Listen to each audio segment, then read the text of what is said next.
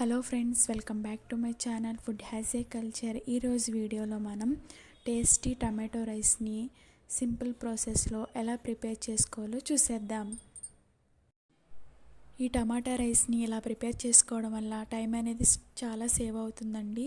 రకరకాల కూరలు వండే పని లేకుండా సింపుల్గా ఇలా టమాటా రైస్ చేసి పెడితే ఇంట్లో వాళ్ళందరూ కమ్మగా తినేస్తారు. ఈ టమాటా రైస్ కోసం ముందుగా రైస్ అనేది ఉడికించుకొని పక్కన పెట్టుకోవాలి.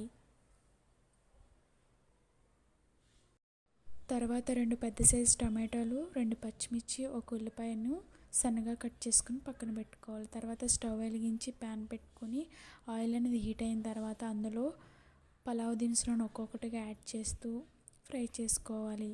అవి ఫ్రై అయిన తర్వాత కట్ చేసి పెట్టుకున్న ఎండుమిర్చి, అలాగే సన్నగా కట్ చేసి పెట్టుకున్న ఉల్లిపాయ ముక్కలను యాడ్ చేసుకొని గోల్డెన్ బ్రౌన్ కలర్ వచ్చేంత వరకు ఫ్రై చేసుకోవాలి.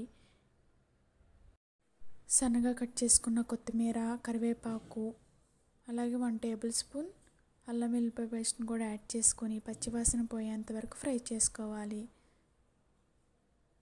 తర్వాత కట్ చేసి పెట్టుకున్న టమాటా ముక్కలను కూడా యాడ్ చేసుకొని టమాటా ముక్కలని బాగా మగ్గించుకోవాలి.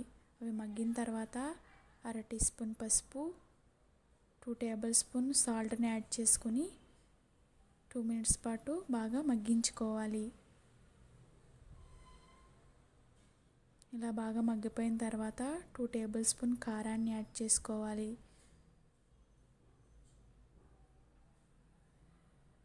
ఫైనల్గా ధనియాల పొడిని కూడా యాడ్ చేసుకొని 2 మినిట్స్ పాటు మగ్గించుకొని తర్వాత ఇందులో మనం ఉడికించి పక్కన పెట్టుకున్న రైస్ని యాడ్ చేసి రైస్కి బాగా మసాలా పట్టేంత వరకు మొత్తం మిక్స్ చేసుకోవాలి. ఇలా వీడియోలో చూపిస్తున్న విధంగా మొత్తం అంతా బాగా కలుపుకొని 2 మినిట్స్ పాటు ఫ్రై చేసుకోవాలి. అంతే అండి, టేస్టీ టమాటో రైస్ రెడీ అయిపోయింది. సర్వింగ్ బౌల్లో తీసుకుని సర్వ్ చేసుకోవడమే. ఈ రెసిపీని మీరు కూడా ట్రై చేసి ఎలా వచ్చిందనేది నా కామెంట్ సెక్షన్లో కామెంట్ చేయండి.